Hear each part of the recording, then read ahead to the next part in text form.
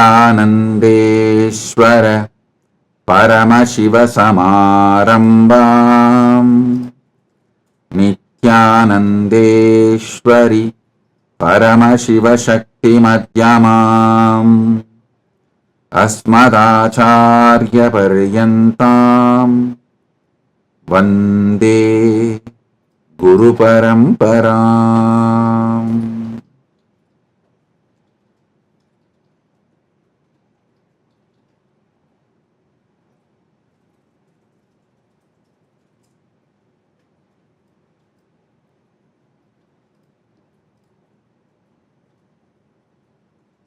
I welcome you all with my love and blessings.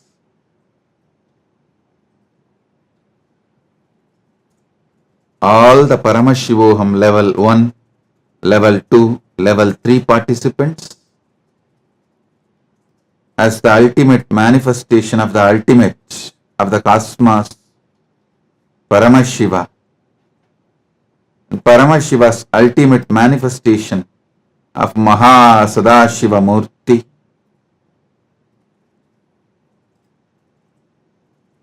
I bless you all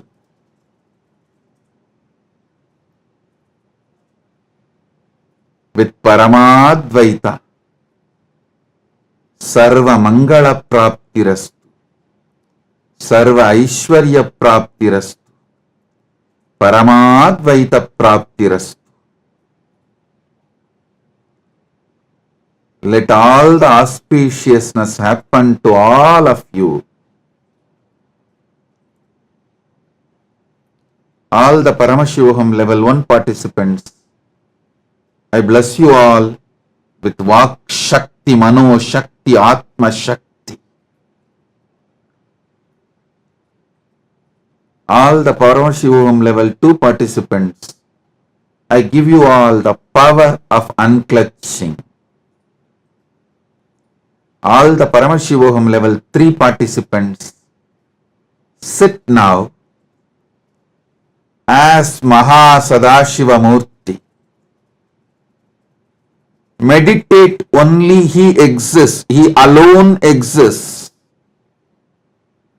Paramashiva's Maha Sadashiva Murti form. Meditate on it with 25 heads, 50 hands, 75 eyes with Manonmani Paramashiva Shakti. Meditate on the form of Paramashiva. Om.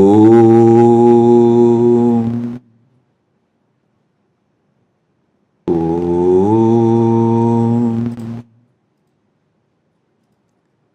Shiva. Shiva. Shiva.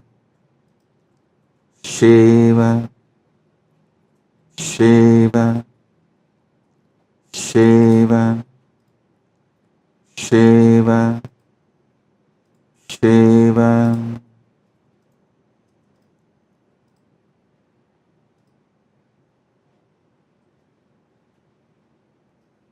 Kailasa டொரண்டோவில் இன்று தமிழ் கலாச்சார திருநாளை கொண்டாடுவதற்காக ஒன்று கூடியிருக்கும் உங்கள் அனைவரையும் வணங்கி வரவேற்கின்றேன். இந்த நன்னிகழ்ச்சிக்காக ஸ்ரீ ரங்கநாதன் சர்மா குருக்கள் சிவாச்சாரியர் சிறப்பு விருந்தினராக வந்துள்ளார். அவரையும் மரியாதையோடு அன்போடு வணங்கி வரவேற்கின்றேன். திரு ரங்கநாத சர்மா குருக்கள் அவர்களை நமது ஆலயத்திற்கும் இந்த நிகழ்ச்சிக்கும் வணங்கி வரவேற்கின்றேன். மற்றும் வந்திருக்கின்ற அனைத்து அன்பர்கள், பக்தர்கள், சீடர்கள், நேயர்கள் உங்கள் அனைவரையும் வணங்கி வரவேற்கின்றேன். Tamil heritage month started in 2010 and now 14th year. The Tamil கலாச்சார மாதம் 14 ஆண்டுகளாக கனடா நாட்டில் கொண்டாடப்பட்டு வருவது மிகுந்த சந்தோஷம் அளிக்கின்றது. இன்று இந்த தமிழ் கலாச்சாரம் இது சார்ந்து நேரடியான சில சத்தியங்களை உங்களுக்கு பகிர்ந்து கொள்ளுகின்றேன். முதல், தமிழ் கலாச்சாரம், தமிழ் பண்பாடு என்றால் என்ன? மிக தெளிவாக, இறுதியாக, அறுதியாக, உறுதியாக சொல்லுகின்றேன். தமிழ் என்கின்ற மொழியும் தமிழ் கலாச்சாரம் என்கின்ற சனாதன இந்து தர்மமும், சனாதன இந்து தர்மம் தான் தமிழ் கலாச்சாரம். நன்றாக புரிந்து கொள்ளுங்கள். சமஸ்கிருதத்தின் உரிமையாளர்கள் சம்ஸ்கிருதமும் சம்ஸ்கிருதியும் பிரியாமல் பார்த்துக் கொண்டார்கள். அதனால்தான் சம்ஸ்கிருதம் இன்றளவும் உயிரோடு இருக்கின்றது, பெருமைக்குரிய இடத்திலேயே இருக்கின்றது. ஆனால் தமிழும் தமிழ் கலாச்சாரமும் பிரிபடுவதற்கு நம்முள் சிலரே அனுமதித்தது மிகப்பெரிய தவறு. சனாதன இந்து தர்மமே தமிழ் கலாச்சாரம். தமிழர் கலாச்சாரம், தமிழர் பண்பாடு, இவைகள் அனைத்துமே சனாதன இந்து தர்மம். சனாதன இந்து தர்மத்தினுடைய எல்லா உட்பிரிவுகள், சைவம், வைணவம், சாக்தம், கௌமாரம், காணவத்தியம், சனாதன இந்து தர்மத்தின் அனைத்து உட்பிரிவுகளும் ஒன்றாய் சேர்ந்ததே தமிழ் கலாச்சாரம். தமிழில் இருந்து சனாதன தர்மத்தை பிரிக்க செய்யப்படும் எல்லா முயற்சிகளும் தமிழை அழிக்கும் முயற்சிகள். தமிழை அழிப்பதற்கான மறைமுக முயற்சிகளில் முக்கியமான ஒன்று தமிழையும் சனாதன இந்து தர்மத்தையும் பிரிக்க முயற்சிப்பது. நன்றாக புரிந்து கொள்ளுங்கள்.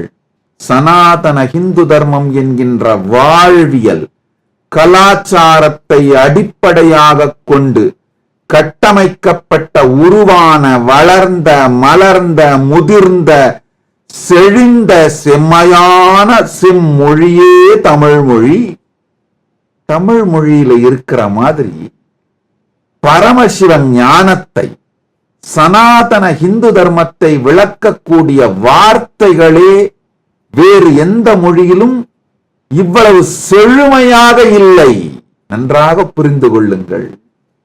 ஒரு மொழியினுடைய உயிர் எது அப்படின்னா, எந்த கலாச்சாரத்தை சார்ந்து செழுமையான வார்த்தைகள், செழுமையான விளக்கங்கள், செழுமையான மற்றும் முழுமையான இலக்கணங்கள் தொகுக்கப்பட்டு இருக்கின்றதோ அந்த கலாச்சாரமே அந்த மொழியின் உயிர்மை, அந்த மொழியின் இருப்பு.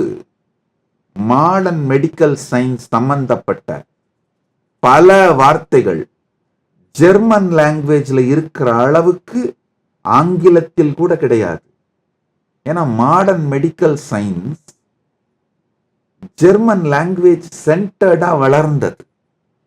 இந்த மாதிரி ஒவ்வொரு லாங்குவேஜ்லையும் எது அந்த மொழியில் வளர்ந்ததோ, எதை சார்ந்து அந்த மொழி வளர்ந்ததோ, அந்த கலாச்சாரம் சார்ந்த வார்த்தைகள், இலக்கணங்கள், விளக்கங்கள் அந்த மொழியில் இருப்பதை போன்ற செழுமையோடும் முழுமையோடும் வேறு மொழிகளில் இருப்பதில்லை.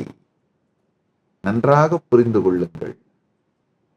தமிழை ஆழ்ந்து கற்கின்ற வாக்கியத்தை பரமசிவ பரம்பொருள் எனக்கு அளித்தான். பல பேர் என்கிட்ட சொல்றது உண்டு, இந்த பிறப்பால் வருகின்ற ஜாதி பெருமை சரியா சாமி அப்படின்னு. நான் திரும்ப திரும்ப சொல்லுவேன், பிறப்பினால் வருகின்ற ஜாதி பெருமை ஒன்னும் சரியோ, அதுல ஒன்னும் பெருமையே இல்லை. ஆனால் நம் வளர்ப்பு, எந்த சூழல் இயலில் நாம் வளர்ந்தோமோ அதை சார்ந்த பெருமை நமக்கு இருந்தே தீர வேண்டும். பெருமான் அருளாலே சைவ வேளாளர் குலத்தின் சூழலியலில் நான் வளர்ந்தேன். பிறந்ததும் சைவ வேளாளர் குலத்தில் தான். ஆனா அந்த பிறப்பினால் நான் எந்த பெருமையையும் உணரவும் இல்லை. பிறப்பினால் ஒரு பெருமை வருகிறது என்பதன் மீது எனக்கு நம்பிக்கையும் இல்லை. ஆனால் அந்த சூழலியலின் வளர்ப்பின் மீது எனக்கு மிகுந்த நன்றியும் பெருமையும் இனிமையும் நினைத்தாலே வருகின்ற மிகப்பெரிய தன் நம்பிக்கையும் இருக்கின்றது. தமிழுக்காகவும் தமிழ் கலாச்சாரத்திற்காகவும் தங்கள் வாழ்வை கொடுத்தவர்கள் சைவ வேளாளர்கள். தமிழும் சைவமும் தங்களது இரு கண்களாக உடையவர்கள். திருவண்ணாமலை கோவில்ல குறைந்தபட்சம் 5 வெவ்வேறு விதமான தமிழினால் சனாதன இந்து தர்மத்தை அளிக்கின்ற வகுப்புகள் தொடர்ந்து நடந்ததை நான் பார்த்திருக்கின்றேன். அந்த காலத்தில் இந்த காலத்தை பற்றி நான் பேச விரும்பவில்லை. எனக்கு அதிகம் இப்பொழுது என்ன நடக்கிறது என்பது எனக்கு தெரியாது என்பதும் உண்மை. நான் பிறந்து வளர்ந்த காலத்திலே தினந்தோறும் தேவாரம் திருவாசகங்கள் சார்ந்த வகுப்புகள் நடக்கும்.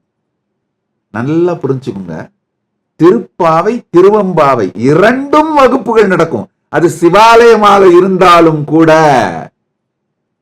திருப்பாவை திருவம்பாவை 2 வகுப்புகளுமே நடக்கும். திருமந்திர வகுப்புகள் நடக்கும். தமிழ் வேதாந்த ஞான கருத்துக்கள், கைவல்ய நவநீதம்னு சொல்லுவோம். இது போன்ற தமிழிலே இருக்கின்ற வேதாந்த கருத்துக்கள் சார்ந்த நூல்கள், தமிழிலே இருக்கின்ற சித்தாந்த கருத்துக்கள், சிவஞான சித்தியார், சிவஞான போதம், சித்தாந்த சாத்திரங்கள்னு சொல்வாங்க. அது சார்ந்த வகுப்புகள் நடக்கும். குறைந்தபட்சம் இந்த 5 வேறு வேறு வேறு வகுப்புகள் நடந்து கொண்டே இருக்கும். இதன் மூலமாகத்தான் தமிழ் வளர்ந்தது. தமிழ் மூலமாகத்தான் சனாதன இந்து தர்மம் வளர்ந்தது.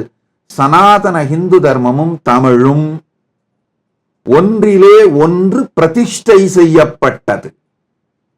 ஒன்றிலே ஒன்று நிறுவப்பட்டது.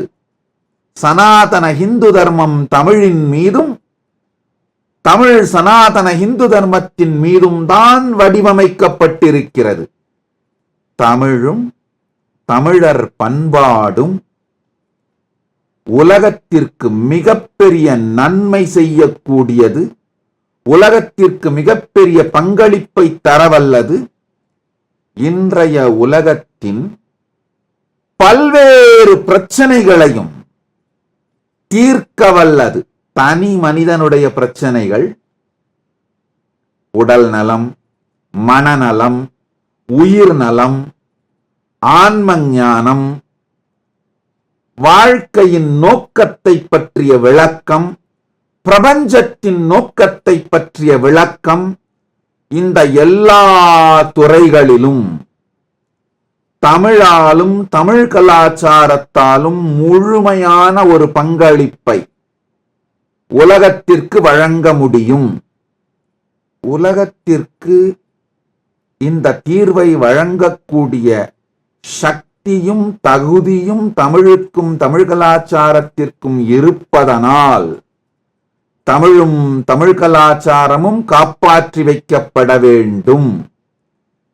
நம்ம எல்லாருமே புரிஞ்சுக்கணும், தமிழ் கலாச்சாரம்னா என்ன, அது ஏன் காப்பாற்றி வைக்கப்பட வேண்டும்.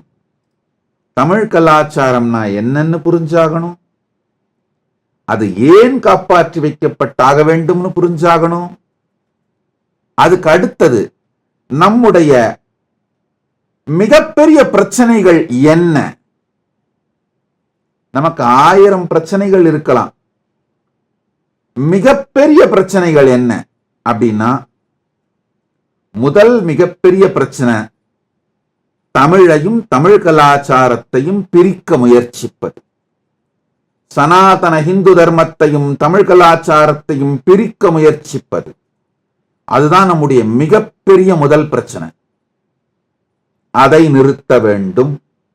இரண்டாவது மிகப்பெரிய பிரச்சனை, நம்முடைய அடுத்த தலைமுறைக்கு தமிழையும் தமிழ் கலாச்சாரத்தையும் கற்றுக் கொடுப்பதில் இருக்கின்ற பிரச்சனை. நம்முடைய அடுத்த தலைமுறைக்கு தர்க்க ரீதியாக, அறிவியல் ரீதியாக, சமூக ரீதியாக, லாஜிக்கலா கன்வின்ஸ் ஆகிற மாதிரி, சோசியலா தமிழ் கலாச்சாரத்தோட இம்பார்ட்டன்ஸ் புரிகிற மாதிரி அடுத்த முக்கியமான ஒரு சத்தியம், நம்ம தமிழாலும் தமிழ் கலாச்சாரத்தாலையும் பொருளாதாரத்துல கூட நாம சிறந்து விளங்குகின்றோம் என்கின்ற தெளிவை நாம அடுத்த தலைமுறைக்கு கொடுத்தாக வேண்டும். நல்லா புரிஞ்சுக்கோங்க. கனடா, ஆஸ்திரேலியா, லண்டன் மிகப்பெரிய தமிழர்கள் செட்டில் ஆயிருக்கிற எல்லா இடத்துலையும் பாருங்க, தமிழர்கள் சமூக ரீதியாக மிகப்பெரிய வெற்றி அடைந்திருக்கிறார்கள். பொருளாதார ரீதியா, சமூக ரீதியா மிகப்பெரிய வெற்றி அடைந்திருக்கிறார்கள். ஒரே ஒரு காரணம் என்னன்னா, நம்முடைய சனாதன இந்து தர்ம கலாச்சாரம், ஸ்டேபிளான ஃபேமிலி, தனிப்பட்ட ஒழுக்கத்திலே மிக உயர்ந்த நிலைப்பாடுகள். இந்த உலகத்தில் நம்முடைய இருப்பு மற்றும் நமக்கும் சமூகத்துக்கும் இருக்கிற உறவு, இது சார்ந்த தெளிவான கருத்துக்கள் பல சனாதன இந்து தர்மத்தின் தமிழ் கலாச்சாரத்தின் பொக்கிஷங்களை நம்முடைய அடுத்த தலைமுறைக்கு லாஜிக்கா, சயின்டிபிக்கா, புள்ளி விவரங்களோட, ஸ்டாட்டிஸ்டிக்ஸோட கடத்தி செல்லுவதற்கான பணியை நாம் செய்யாமல் இருக்கின்றோம். இது நாம எதிர்கொள்ளுகின்ற மிகப்பெரிய சேலஞ்ச். இதற்கு நேரம் செலவிடாமல் இருக்கின்றோம். பல ஊர்களில், பல நாடுகளில் தமிழ் கத்துக் கொடுக்கறீங்க. ஆனா அந்த தமிழ் கத்துக் கொடுக்கிற ஆசிரியர்கள் அந்த இடத்துல மிக மிக மிக கொடுமையான திட்டமிட்ட சதியை செய்கிறார்கள். தமிழையும் சனாதன இந்து தர்மத்தையும் பிரிக்கிறார்கள். கடந்த 100 ஆண்டுகளாக தமிழர்கள் எதிர்கொண்ட எல்லா துக்கத்திற்கும் காரணம் தமிழும் சனாதன தர்மமும் பிரிக்கப்பட்டது. தமிழும் சனாதன இந்து தர்மமும் பிரிபடாமல் இருந்திருந்தால் சனாதன இந்து தர்மத்தை அழிக்க நினைக்கும் சக்திகள் தமிழன் என்கின்ற முகமூடியை போர்த்திக் கொண்டு தமிழர்களை துண்டாடாமல் இருந்திருந்தால் தமிழ் சமூகம், தமிழ் இனம் கடந்த 100 ஆண்டுகளாக எதிர்கொண்டு சந்தித்த எந்த பிரச்சனைகளும் வந்திருக்காது. தமிழ் சமூகத்திற்கு இவ்வளவு பெரிய அழிவுகள் நிகழ்ந்திருக்காது. நான் சொல்ற ஒவ்வொரு கருத்தையும் தரவுகளோடு, புள்ளி விவரங்களோடு என்னால் சொல்ல முடியும். எங்கெல்லாம் தமிழன் சனாதன இந்து தர்மத்தை விட்டு விலகினானோ, விலகியவர்களை மறைமுகமாக ஆதரித்தானோ, அங்கெல்லாம் அழிந்தான். தமிழ் கலாச்சாரம் சனாதன இந்து தர்மமே. சனாதன இந்து தர்மமே உலகத்திற்கு, உலகின் எல்லா பிரச்சனைகளுக்கும் தீர்வளிக்கும் சக்தி உடையது.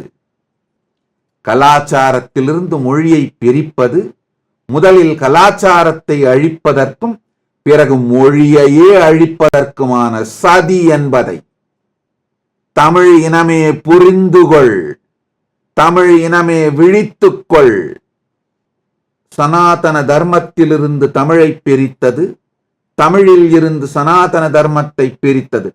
தமிழ் ஐடென்டிட்டியை யூஸ் பண்ணிக்கிட்டு சனாதன இந்து தர்மத்திலிருந்து விலகியவர்கள், அவர்களை சப்போர்ட் பண்றாங்க, அவர்களுக்கு பலமாக இருப்பவர்கள். இது எல்லாமே தமிழுக்கும் தமிழ் கலாச்சாரத்திற்கும் எதிரான சதி. தமிழ் கலாச்சாரத்தையும் தமிழையும் பிரித்தவர்கள் தமிழ் இனத்திற்கு அரசியல் ரீதியாகவும் நல்லது பண்ணல, பொருளாதார ரீதியாகவும் நல்லது பண்ணல, இனத்துக்கும் பாதுகாப்பு அமையல, மொழிக்கும் பாதுகாப்பு அமையல, கலாச்சாரத்துக்கும் பாதுகாப்பு அமையல. தெளிவாக புரிந்து கொள்ளுங்கள், விழித்துக் கொள்ளுங்கள். தமிழ் இனமே விழித்துக் கொள்ளுங்கள்.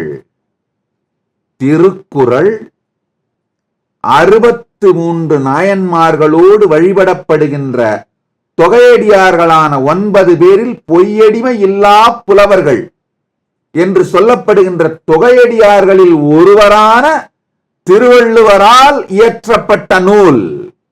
ஆழ்ந்து புரிந்து கொள்ளுங்கள்.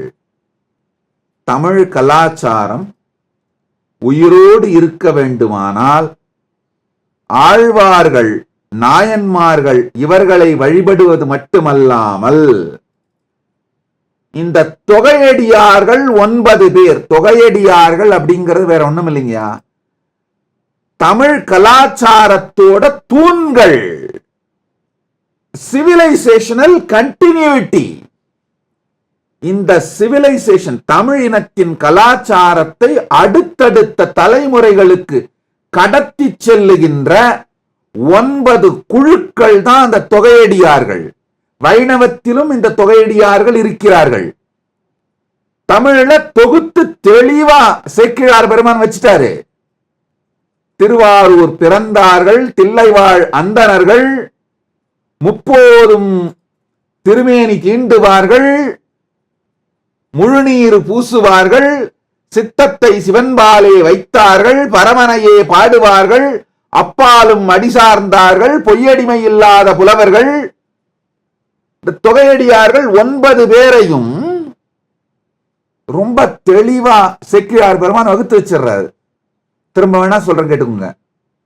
தில்லைவாழ் அந்தணர், திருவாரூர் பிறந்தார், பொய்யடிமை இல்லாத புலவர். அந்த குழுல தான் திருவள்ளுவ பெருமான் வர்றாரு. பொய்யடிமை இல்லாத புலவர்கள்னு 49 பேருடைய திருமேனிகள் மதுரை ஆலயத்துக்குள்ள இருக்கு. அதுல திருவள்ளுவ நாயனார் ஒருவர். பக்தராய் பணிவோர், பரமனையே பாடுவார், சித்தத்தை சிவன்பாலே வைத்தார், திருவாரூர் பிறந்தார், முப்போதும் திருமேனி தீண்டுவார், முழுநீர் பூசிய முனிவர், அப்பாலும் அடிசார்ந்தார். இந்த தொகையடியார்கள், இந்த தொகையடியார்கள் வம்சம் வளர்ந்தால் தமிழும் தமிழ் கலாச்சாரமும் உயிரோடு இருக்கும். இந்த 9 வம்சமுங்க இதுக்காகவே தங்கள் வாழ்க்கையை தியாகம் பண்ணவங்க. நம்ம உடனே என்ன பண்ணுவோம், இல்ல இல்ல என்ன திருவாரூர்ல பிறந்தவங்க எல்லாருமே சைவத்தையும் தமிழையும் தமிழ் கலாச்சாரத்தையும் வளர்த்துறாங்களான்னு கேட்போம். நன்றாக புரிந்து கொள்ளுங்கள். எக்ஸம்ஷன்ஸை விட்டுருங்க. அந்த திருவாரூரிலே இருக்கின்ற ஈகோ சிஸ்டம், சூழல் இயல், ஞான சனாதன இந்து தர்ம பரம்பரை சூழல் இயல், அதோடு ஒட்டி இருக்கின்ற அனைவருக்கும் நாம் பலமா இருக்கணும். அந்த சூழல் இயல், திருவாரூரிலே இருந்த அந்த சூழல் இயல் தான் இங்கு திருவாரூர் பிறந்தார்கள் அப்படிங்கிற பேரால சொல்லப்படுது. யார் யாரெல்லாம் அந்த ஈகோ சிஸ்டத்தை எந்த ஊரிலே உயிரோடு வைத்திருந்தாலும் அவங்க எல்லாருமே திருவாரூர் பிறந்தார்கள் என்று மதிக்கப்பட வேண்டும். தில்லைவாழ் அந்தணர்கள் அதே மாதிரிதான். அந்த ஈகோ சிஸ்டத்தை என்னை பொறுத்தவரை தில்லைவாழ் அந்தணர்கள் இன்னமும் முழுமையாக அந்த ஈகோ சிஸ்டத்தை உயிரோட வச்சிருக்காங்க. தில்லைவாழ் அந்தணர்கள் மீது நடத்தப்படும் எல்லா தாக்குதலும் தமிழர் கலாச்சாரத்தின் மீது நடத்தப்படும் தாக்குதல்கள். தமிழினமே தில்லைவாழ் அந்தணர்கள் தாக்கப்படும் பொழுது சும்மா இருந்தாயானால் உன்னை நீயே அழித்துக் கொள்கின்றாய் என்பதை புரிந்து கொள். It is direct criminal negligence. தில்லைவாழ் அந்தணர்கள் தமிழையும் தமிழ் கலாச்சாரத்தையும் உயிரோடு வைத்திருக்கின்ற ஈகோ சிஸ்டத்தோட உரிமையாளர்கள். அவர்கள் மீது நடத்தப்படும் தாக்குதல் சனாதன இந்து தர்மத்தின் மீது மட்டுமல்ல, தமிழ் கலாச்சாரத்தின் மீது நடத்தப்படும் தாக்குதல். இன்று நாம் தமிழ் கலாச்சாரம் என்று சொல்லுகின்ற அதற்கான அடித்தளமாக இருக்கின்ற மொத்த நூல்கள் சாத்திரங்கள் அனைத்தையும் உயிரை கொடுத்து காத்து வைத்தவர்கள் தில்லைவாழ் அந்தணர்கள். நன்றி மறவாதே தமிழ் இனமே, நன்றி மறவாதே. சனாதன இந்து தர்மத்தையும் தமிழையும் பிரிக்க சதி செய்யும் குள்ளநரி கூட்டம், சாத்தான்களின் கூட்டமே தில்லைவாழ் அந்தணர்களை தமிழினத்தின் விரோதிகளைப் போல காட்ட முயற்சிக்கின்றது.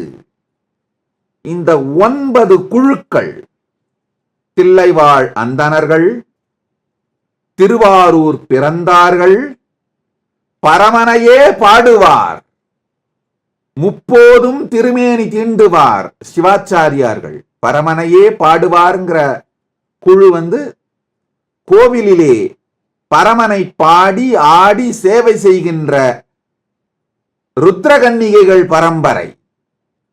அடுத்தது சிவாச்சாரியார்கள் பரம்பரை. வழி வழியாக மாதொரு பாகனுக்கே அடிமை செய்வோம் என்று தங்கள் வாழ்க்கையையே எழுதி கொடுத்த, வழி வழியாக மாதொரு பாகனுக்கே அடிமை செய்வோம் என்று தங்கள் வாழ்க்கையையே எழுதி கொடுத்த சிவாச்சாரியார் பரம்பரை. பல பேர் என்கிட்ட கேட்கறது உண்டு, சுந்தரமூர்த்தி நாயனாரை தடுத்தாட்கொள்ளும் பொழுது பரமசிவன் கொண்டு வந்த ஓலை பொய் அல்லவா, அது போர்ஜரி ஓலை தானே அப்படின்னு. கிடையவே கிடையாது. சிவாச்சாரியார்கள் காலம் காலமாக தாங்களும் தங்கள் பரம்பரையும் வழி வழியாக மாதொரு பாகனுக்கு அடிமை என்று வெறும் ஓலையில் அல்ல, கல்லால், கல்வெட்டுக்களால், ஓலையில், செப்பேட்டில் அனைத்திலும் எழுதி கொடுத்து விட்டார்கள். அதனால் பெருமான் கொண்டு வந்த ஓலை பொய் ஓலை அல்ல, போர்ஜரி கிடையாது. பெருமானுக்கே தங்கள் வாழ்க்கையை, முப்போதும் திருமேனி தீண்டுவதற்கே தங்கள் வாழ்க்கையை சரணாகதி செய்த சிவாச்சாரியார்கள். இந்த ஒவ்வொரு குழுக்களும், இந்த ஒவ்வொரு ஈகோ சிஸ்டமும் உயிரோடு இருந்தால் மட்டும்தான் தமிழையும் தமிழ் கலாச்சாரத்தையும் அடுத்த தலைமுறைக்கு நம்மால் கொண்டு செல்ல முடியும். இதை உயிரோடு வைப்பதற்கு நாம் எல்லா முயற்சிகளையும் செய்வதுதான் தமிழையும் தமிழ் கலாச்சாரத்தையும் பாதுகாப்பது, உயிரோடு வைத்திருப்பது, வளர்ப்பது, கொண்டாடுவது, பரப்புவது, அது என்றென்றும் நிலைத்திருக்கச் செய்வது. இந்த தொகையடியார் குழு 9 சேக்கிழார் பெருமான் வளர்த்து வச்சிருக்காரு இல்லையா, ரொம்ப தெளிவா விளக்கி ரொம்ப தெளிவா வகுத்து வச்சிருக்கார். இந்த தொகையடியார் குழு சனாதன இந்து தர்மத்தோட எல்லா சம்பிரதாயத்திலுமே இருக்காங்க. இந்த தொகையடியார்கள்னு நாம சொல்ற ருத்ரகன்னிகைகளும் சிவாச்சாரியார்களும், அந்த முழுநீர் பூசிய முனிவர், முப்போதும் திருமேனி தீண்டுவார், இவங்கெல்லாம் சைவத்துல மட்டுமில்ல, வைணவத்துல இருக்காங்க, சாக்தத்துல இருக்காங்க, எல்லாத்துலயுமே இருக்காங்க. சைவம் அது ரொம்ப தெளிவா இலக்கணப்படுத்தி வரையறைப்படுத்தி அழகா வச்சிருக்காங்க.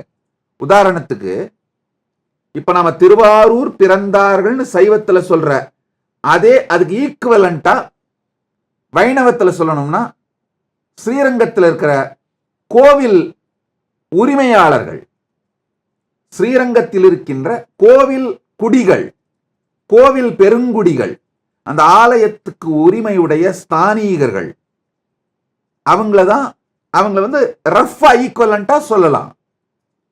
இந்த மாதிரி சனாதன இந்து தர்மத்தினுடைய எல்லா சம்பிரதாயங்களிலும் இருக்கின்ற இந்த 9 தொகையடியார்கள் குழு உயிரோடு வைக்கப்பட்டால் தமிழும் தமிழ் கலாச்சாரமும் என்றும் உயிரோடு இருக்கும். பரமனையே பாடுவார் நாம சைவத்துல சொல்றது, பரமனை பாடக்கூடிய ஓதுவார்களும் நாதஸ்வர கலைஞர்களும் ருத்ரகணிகைகளும் பரமன் வெளியில் வரும் பரமனுடைய ஊர்வலத்தின் பொழுது ஆலயத்தில் மற்ற உற்சவ காலங்களில் இறைவனுக்காக தாண்டவம் செய்யும், நாட்டியம் செய்யும் ருத்ரகணிகைகள், இவங்க எல்லாரும் சேர்ந்த அந்த ஈகோ சிஸ்டம் தான் பரமனையே பாடுவார். நன்றாக புரிந்து கொள்ளுங்கள். பணம் செலவு பண்ணி எல்லா நாட்டிலையும், லண்டன்லையும், கனடாலையும், ஆஸ்திரேலியாலையும் தமிழர்களாகி நீங்க போய் செட்டிலான எல்லா நாடுகள்லையும் பெரிய பெரிய ஆலயங்களை அமைச்சிட்டீங்க. ஆனால் நீங்கள் செய்யாமல் விடுபட்ட மிகப்பெரிய ஒரு செயல், செய்த ஆக வேண்டிய செயல், இந்த தொகையடியார்கள் உங்கள் ஊர்களிலே வளர்வதற்கான ஈகோ சிஸ்டமை கிரியேட் பண்றது. நன்றாக புரிந்து கொள்ளுங்கள். நீங்க எல்லாம் நினைக்கிறீங்க, சாமி அடுத்த தலைமுறைக்கு தமிழும் தமிழ் பண்பாடும் போகணுன்றதுக்காகத்தான் நான் $10 மில்லியன் கொடுத்து எவ்வளவு அழகா முருகன் கோயில் கட்டிட்டேன் பாருங்க. கட்டிட்டீங்க, யார் நடத்துவாங்க? $10 மில்லியன் கொடுத்து முருகன் கோயிலை கட்டியது மட்டும் பத்தாது. உங்களுக்கு 3 குழந்தை வேணும்னா 5 குழந்தைய பெத்துக்கிட்டு 2 குழந்தைய ஒன்னு பரமனையே பாடுவார்ன்ற ஈகோ சிஸ்டத்துக்கோ இல்ல முழுநீர் பூசிய முனிவன்ற ஈகோ சிஸ்டத்துக்கோ இல்ல சித்தத்தை சிவன்பாலை வைத்தார் அப்படிங்கிற ஈகோ சிஸ்டத்துக்கோ அனுப்புங்க. அப்ப மட்டும்தான் தமிழும் தமிழ் கலாச்சாரமும் தமிழ் பண்பாடும் உயிரோடு இருக்க முடியும். நம்ம எல்லாருமே என்ன நினைக்கிறோம், பணம் கொடுத்துடலாம், வேற எவனாவது தலையை கொடுத்து வேலையை செய்யட்டும், நமக்கு எதுக்கு அந்த வேலை? நன்றாக புரிந்து கொள்ளுங்கள். யாருக்கு இந்த கலாச்சாரத்தின் மதிப்பு தெரிகின்றதோ, உயிரோடு வைத்திருக்க வேண்டும் என்று நினைக்கின்றார்களோ அவருக்குத்தான் இந்த பொறுப்பு. அதே மாதிரி 60 வயசாச்சு ரிட்டையர் ஆயிட்டீங்கன்னா சும்மா இருக்க கூடாது. போய் கோவில் பக்கத்துல செட்டில் ஆகுங்க. கோவில் பக்கத்துல செட்டில் ஆகி இந்த முழுநீர் பூசிய முனிவர் ஏதாவது ஒரு ஈகோ சிஸ்டத்துக்குள்ள உங்களை பாகமா மாத்திக்கோங்க. சித்தத்தை சிவன்பாலே வைத்தார், ஏதாவது ஒரு ஈகோ சிஸ்டம் இதோட பாகமா உங்களை மாத்திக்கோங்க. ஒண்ணு, நீங்க கிரகஸ்தரா இருந்தா உங்களுடைய குழந்தைகள் 3 வேணும்னா 5ஆவது பெத்துக்கிற பழக்கத்தை வச்சுக்கோங்க. உங்கள் குழந்தைகள் தேவையை விட அதிகமா குழந்தைகளை பெற்றுக்கொண்டு சில குழந்தைகளையாவது இந்த ஈகோ சிஸ்டத்தை அடுத்த தலைமுறைக்கு கடத்தி செல்வதற்காக அதை அவங்களுக்கு ஃபர்ஸ்ட் பிரையாரிட்டியா சொல்லி வளர்த்து ஒப்படையுங்கள்.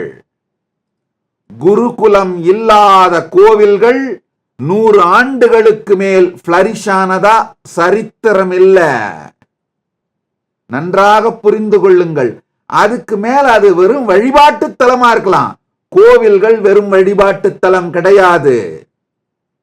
வழிபாடுங்கிற வார்த்தைக்கு தமிழ்ல 2 விளக்கம் உண்டு. ஒன்னு பூஜித்தல், கிரியாயோகம். இன்னொன்னு வழிபடுதல், ஞான யோகம், ஞானபாதம். வழிபாடும் வழிபடுதலும் குருகுல பரம்பரை இல்லாமல், கருவழி பரம்பரையோ குருவழி பரம்பரையோ இல்லாமல் போன ஆலயங்கள் ஒரு 100 ஆண்டுகளுக்கு மேல் வழிபாட்டு தலமாக வேண்டுமானால் இருக்கலாம். வழிபடுகின்ற ஞான யோகத்தை, சனாதன இந்து தர்மத்தின் அறிவியலை அடுத்த தலைமுறைக்கு கடத்தி செல்லுகின்ற தலங்களாக இருப்பதில்லை. இதுதான் சத்தியம், நிதர்சனம். அதனால அடுத்த தலைமுறைக்கு கடத்தி செல்லுகின்ற ஈகோ சிஸ்டத்தை உருவாக்குறதுக்கு, அதுக்கு உங்களை சமர்ப்பித்துக் கொள்ள தயாராகுங்கள். 60 வயசுக்கு மேல ரிட்டையர் ஆயிட்டீங்கனாலே கோயிலை சுத்தி கம்யூனிட்டியா செட்டில் ஆக ஆரம்பிச்சிருங்க. அடுத்த தலைமுறை வர்றவங்களுக்கு கதைகளை சொல்வது, நம் கலாச்சாரத்தை கடத்துவது, இந்த 4-5 செயல்களில் நீங்கள் ஈடுபட்டால் போதுமானது. 1, கிரகஸ்தர்கள் குறைந்தபட்சம் 5 குழந்தைகளையாவது பெற்றுக்கொண்டு 2வது சனாதன இந்து தர்மத்தை தங்கள் வாழ்க்கையாக வாழும்படி அவர்களை முழுமையாக அர்ப்பணிப்பது. 2வது, ரிட்டையரான உடனே கோயிலை சுத்தி கோயில் சார்ந்த சூழலியல்ல செட்டில் ஆகிறது. 3வது, இந்த 9 தொகையடியார்கள் வம்சம் உங்கள் ஊர்களிலெல்லாம் வளர வேண்டும் என்பதை குறிக்கோளாக கொண்டு இந்த 9 தொகையடியார்கள் வம்சத்தை உருவாக்குகின்ற குருகுலங்களை உருவாக்குவது. தில்லைவாழ் அந்தணர்கள் அப்படிங்கிற அந்த ஈகோ சிஸ்டம் உருவாகணும்னா வேத பாடசாலை, ஆகம பாடசாலை உருவாகணும். பொய்யடிமை இல்லாத புலவர்கள் உருவாகணும்னா உண்மையான தமிழை, பொய்யடிமை இல்லாத புலவர்கள் எழுதி வைத்த நூல்களை அடுத்த தலைமுறைக்கு கற்றுக் கொடுக்கின்ற தமிழ் பாடசாலைகள் உருவாகணும். பொய்யடிமை இல்லாத புலவர்கள்னு 49 பேரை மிக தெளிவாக நமது முன்னோர்கள் வகுத்து அவர்களுக்கு திருமேனிகளே செய்து மதுரை கோவிலுக்குள்ள பிரதிஷ்டை பண்ணியிருக்காங்க. எத்தனை பேருக்கு தெரியும் பொய்யடிமை இல்லாத புலவர்கள் 49 பேருடைய திருமேனிகளும் மதுரை கோவிலுக்குள்ள இருக்குன்னு? அதுல திருவள்ளுவ நாயனார் இருக்காரு. திருக்குறள் சைவத்தின் முக்கியமான வாழ்வியல் நெறி சொல்லுகின்ற புனித நூல்களுள் ஒன்று.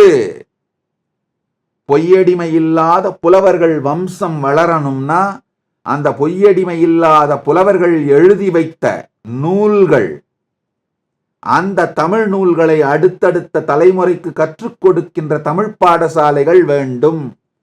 உங்க ஊர்ல எல்லாம் தமிழ் பாடசாலைகள் இருக்கும். உங்க எல்லாருக்கும் தெரியுமா, இறையனார் சுந்தரேச பெருமானி நேரடியா ஒரு நூல் எழுதி கொடுத்திருக்கார் தமிழ்ல. பேர் கூட பல பேருக்கு தெரியாது. சுந்தரேச பெருமான் இறையனார் என்கின்ற திருநாமத்தோடு தமிழ்ச்சங்கத்தை, முதல் சங்கத்தை அவரே நிறுவினார். தமிழை அழித்து முருகப்பெருமானுக்கும் அகத்தியருக்கும் தமிழை உபதேசித்து முதல் தமிழ்ச் சங்கத்தை தானே நிறுவி தலைமை ஏற்று நடத்தினார் சுந்தரேச பெருமான் இறையனார் என்கின்ற பெயரோடு. அவரில் துவங்கி பொய்யடிமை இல்லாத புலவர்கள் வகுத்து தந்த நூல்களை அடுத்த தலைமுறைக்கு கடத்தி செல்லுகின்ற தமிழ் பாடசாலைகள் வேண்டும். பரமனையே பாடுவார். இந்த பரமனையே பாடுவார்ன்ற ஈகோ சிஸ்டம் வளரணும்னா தேவார பாடசாலைகள், சைவ கோயிலா இருந்தா, வைணவ கோயில்களா இருந்தா திவ்ய பிரபந்தங்கள் மற்றும் வைணவ கிரந்தங்களை சொல்லிக் கொடுக்கின்ற பாடசாலைகள், அந்தந்த சம்பிரதாயத்தினுடைய வழிகளை சொல்லுகின்ற பாடசாலைகள் நிறுவப்பட வேண்டும். சித்தத்தை சிவன்பாலே வைத்தார். இந்த வம்சம், இந்த ஈகோ சிஸ்டம் வளரணும்னா குருகுலங்கள், சந்நியாச குருகுலங்கள் எல்லா நாட்டிலும் அமைக்கப்பட வேண்டும். முப்போதும் திருமேனி தீண்டுவார். இந்த ஈகோ சிஸ்டம் உயிரோடு இருக்கணும்னா வேத ஆகமத்தோட கிரியாபாதம். வேதாகமங்கள் மிகப்பெரிய கடல். அதுல கிரியாபாதமான பூஜை, அர்ச்சனை, பிரதிஷ்டை முதல் பிரம்மோற்சவம் வரை, கும்பாபிஷேகம் வரை அனைத்தையும் செய்யக்கூடிய கிரியாபாதங்களை கற்றுத்தரக்கூடிய ஆகம பாடசாலைகள் உருவாக வேண்டும். நம்ம எல்லாருமே என்ன நினைக்கிறோம்னா, நாம பணம் சம்பாரிச்சு கொடுத்துடலாம், ஏழைங்க, சமூகத்தோட விளிம்பு நிலை மக்கள் அவங்க இந்த பாடசாலைக்கெல்லாம் போட்டோம், அவங்க இந்த தேவார பாடசாலைக்கெல்லாம் போட்டோம், அவங்க இந்த குருகுலத்துக்கெல்லாம் போட்டோம். இந்த நினைவோடு, இந்த ஆட்டிடியூட்டோட, இந்த போக்கோடு நீங்கள் வேலை செய்தீர்களானால் அப்போ சமூகத்தின் விளிம்பு நிலை மக்கள் அந்த துறைக்கு போனா அவங்க அந்த துறையில மேல இருந்து வளர்ந்து வரும்போது அவங்க நோக்கம் என்னமா இருக்கும்? வெறும் பணமா தான் இருக்கும். இந்த சத்தியங்களை, ஈகோ சிஸ்டத்தை அடுத்த தலைமுறைக்கு கடத்தி செல்றது அவங்களுடைய நோக்கமா இருக்காது. அதுக்கப்புறம் என்ன பண்ணுவீங்க? திரும்ப அவங்களையே குறை சொல்லுவீங்க. இந்த ஓதுவார்கள் மணி மைண்டடா இருக்காங்க, சிவாச்சாரியார்கள் பணம் பணம் கேட்கிறாங்க. ஏன் கேட்கிறாங்க? நீங்க என்ன பண்ணீங்க? போன தலைமுறை சமூகத்தின் விளிம்பு நிலையில் இருக்க ஏழ்மையில் இருக்கிறவங்க மட்டும் அந்த சிவாச்சாரியாரா போட்டோம், சமூகத்தோட ஏழ்மையில் இருக்கிற சைவ வேளாளர்கள் மட்டும் ஓதுவார்களா போட்டோம். நல்ல படிக்க தெரிஞ்ச அல்லது கொஞ்சம் செழிப்பு இருக்கிற நாமெல்லாம் லாயரா போவோம், அக்கௌண்டன்டா போவோம். நான் வேற யாரையும் திட்டல, என்னுடைய சொந்த பாட்டன் லாயர், என்னுடைய தந்தையின் தந்தை சைவ வேளாளர் குலத்திலிருந்து லாயரா போனாரு. இவர்கள் எல்லோரும் தவறிழைத்தார்கள். சுய விமர்சனம்ங்கிறதுனால மிக தெளிவாக போல்டா சொல்றேன், இவர்கள் தவறிழைத்தார்கள். என்னுடைய தாயாருடைய தந்தை கோயில் சார்ந்தே தன் வாழ்க்கையை அமைச்சுக்கிட்டாரு, மாறவே இல்லை. என்னுடைய தாயாருடைய தந்தை கோயில் சார்ந்து, அதாவது சைவ வேளாண்மை சார்ந்து தன்னுடைய தொழில் அமைச்சுக்கிட்டு தன்னுடைய வாழ்க்கையில சரிபாதி நேரம் கோவிலுக்கு, சைவத்துக்கு, சரிபாதி நேரம் வேளாண்மைக்கு அப்படின்னு வச்சுக்கிட்டாரு. ஆனா துரதிர்ஷ்டவசமா என்னுடைய தந்தையின் தந்தை லாயர் வேலைக்கு போயிட்டாரு. பல நேரங்களில் செல்வ செழிப்பும் வளமையும் பேக்ரவுண்டும் இருக்கிற மக்கள் இந்த ஆன்மீக கடமைகளை, இந்த ஈகோ சிஸ்டத்தை உயிரோட வைக்கிற வேலைக்கு போகாததுனால அந்த துறைக்கு போறவங்க வறுமையிலிருந்து வளர்ந்ததனால் அவர்களுடைய முதல் நோக்கம் நேச்சுரலாவே தன்னுடைய அடிப்படை தேவைகளை பூர்த்தி பண்றதா மாறுது. பிறகு அதை குறை சொல்வதன் மூலமாக ஈகோ சிஸ்டத்தையே பலவீனப்படுத்துறது. என்ன ஒரு விஷியஸ் சர்க்கிள், மோசமான விஷியஸ் சர்க்கிள்ல தமிழ் சமுதாயம், தமிழ் கலாச்சாரத்தின் உயிர் நாடி மாட்டிக்கொண்டிருக்கின்றது, சிக்கிக் கொண்டிருக்கின்றது என்பதை பாருங்கள். செல்வ செழிப்போடு இருக்கிற பேக்ரவுண்ட்ல இருக்கிற ஒரு சைவ வேளாளர் குடும்பத்தில் பிறந்த ஒருவன் தேவாரம், திருவாசகம், இந்த பரமனையே பாடுவார்ன்ற அந்த ஈகோ சிஸ்டத்துக்கு தன்னை டெடிகேட் பண்ணிக்கிட்டார்னா அவருக்கு பணம் முதல் நோக்கமா இருக்காது.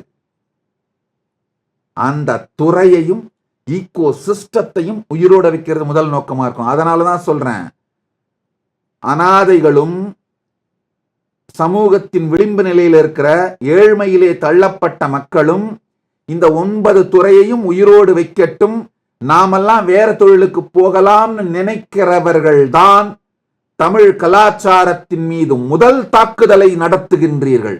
முதல் கல்லெறிந்த கர்மம் உங்களுக்கு.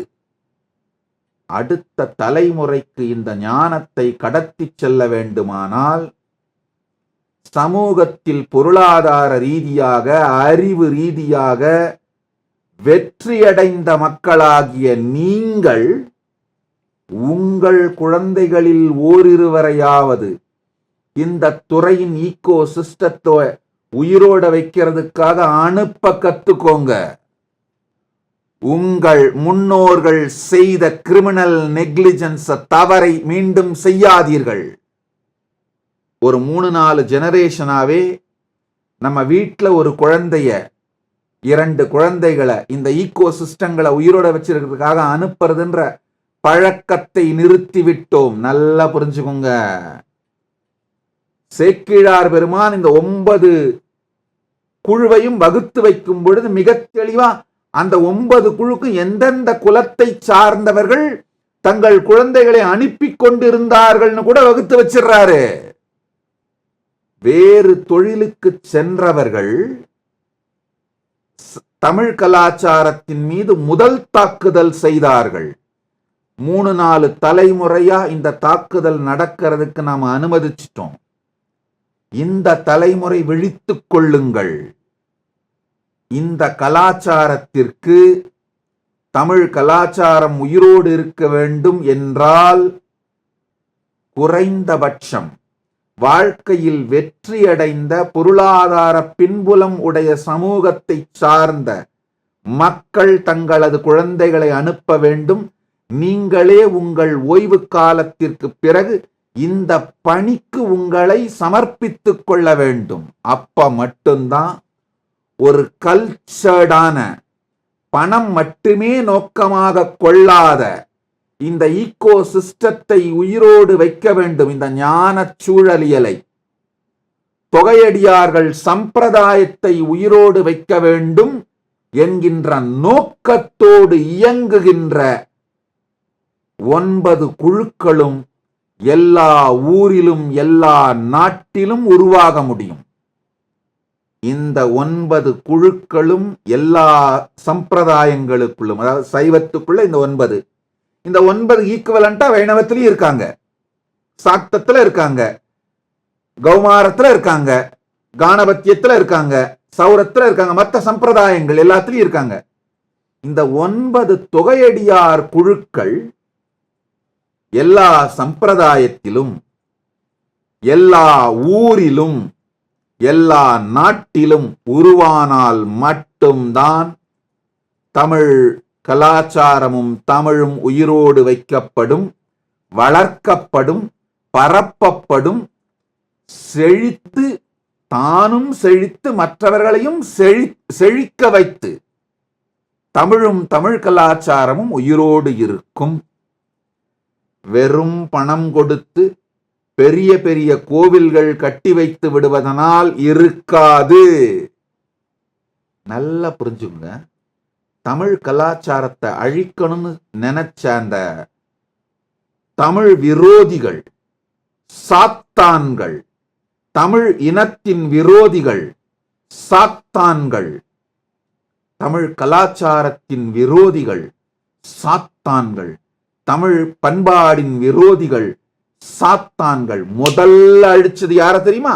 இந்த 9 தொகையடியார் குழுக்களை தான். இந்த 9 தொகையடியார் வம்சத்தை தான் அழித்தார்கள், ஒழித்தார்கள், அவர்களை வாழ வழியில்லாமல் செய்தார்கள். ஏன்னா இந்த 9 வம்சத்தை அழிச்சிட்டோம்னா மொத்தமா தமிழ் பண்பாட்டை அழிச்சிடலாம், தமிழை புடிங்கிடலாம், அப்புறம் தமிழை அழிச்சிடலாம்.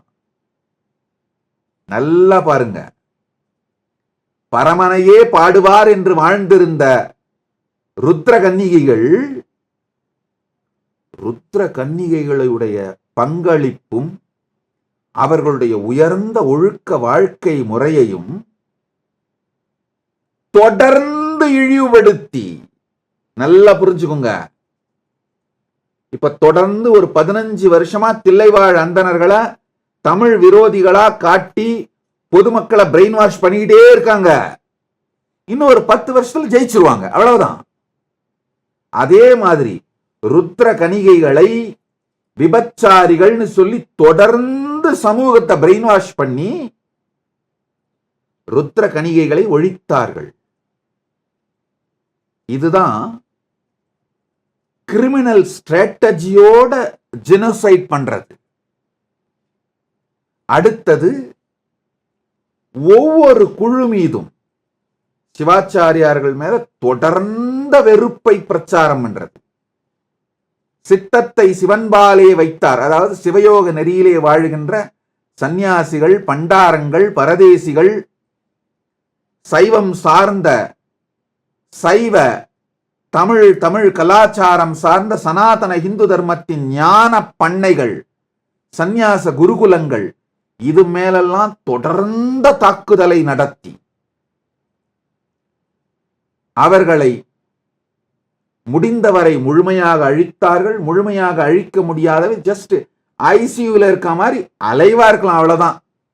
உயிரோடு இருக்கலாம், ஆக்சிஜன் வரும், சுவாசிக்கலாம், அவ்வளவுதான். அதுக்கு மேல ஒண்ணும் பண்ண முடியாது. அந்த நிலையிலே ஒடுக்கினார்கள். இந்த 9 வம்சமும் மீண்டும் புனரமைக்கப்படுவதும், அது மீண்டும் புனரமைக்கப்படுவதற்கான ஈகோ சிஸ்டத்தை உருவாக்குவதும் தான் தமிழையும், தமிழர் பண்பாட்டையும், தமிழ் கலாச்சாரத்தையும் உயிரோடு வைப்பதற்கான ஒரே வழி. கைலாசத்தின் முதல் வேலை இந்த 9 குழுக்களும் செழிப்புடன் வளர்ந்து வாழ்ந்து தமிழையும், தமிழர் கலாச்சாரத்தையும், பண்பாட்டையும் தாங்களும் வாழ்ந்து உலகத்திற்கும் கொண்டு செல்வதுதான் முதல் பணி. தமிழ் கலாச்சாரம், இதை காக்க நினைப்பவர்களுக்கான முதல் பணி இதுதான். இதுதான் கைலாசத்தின் முதல் பணி. இந்த ஒவ்வொரு குழுக்களும் வாழ்வதற்கும் அடுத்த தலைமுறைக்கு கொண்டு செல்வதற்கும் நான் உங்ககிட்ட கேட்கறது, பணம் இல்லை, நிறைய பணம் கொடுத்துறீங்க. பணம் கொடுத்துறது மூலமா நீங்க உங்களுடைய கடமையை செஞ்சிட்டதா உங்களுக்கு நீங்களே போலித்தனமான ஒரு மன ஆறுதலும் வேற கொடுத்துறீங்க. சாமி, உங்களுக்கு என்ன, ஏன் இவ்வளவு நேரம் பேசிட்டே இருக்கீங்க, எத்தனை மில்லியன் டாலர் வேணும் சொல்லுங்க, இதை உடனே அனுப்புறோம். எனக்கு தேவை குறைந்தபட்சம் 5 குழந்தைகளையாவது பெற்றுக்கொண்டு நீங்கள் 2 குழந்தைகளையாவது குருகுலத்துக்கு அனுப்புங்கள். உங்களிடம் நான் பணத்தை கேட்கவில்லை. பணத்தை கேட்கின்ற பரதேசி சந்நியாசி நான் இல்லை. வயது இருக்கின்ற, இளமை இருக்கின்ற எல்லா மக்களும், தமிழ் கலாச்சாரத்தை உயிரோடு வைக்க விரும்புகின்ற அத்துணை மக்களும் குறைந்தபட்சம் 5 குழந்தைகள் பெற்றுக்கொண்டு அடுத்த சந்ததிக்கு இந்த தமிழ் கலாச்சாரத்தை கொண்டு செல்வதற்காக 2 குழந்தைகளையாவது குருகுலத்திற்கு அனுப்புங்கள். Nityanandam, thank you for watching, and if you found the video enlightening, please give it a like, share it with your loved ones, and subscribe to stay connected with us. Don't forget to click the bell icon to receive the notifications.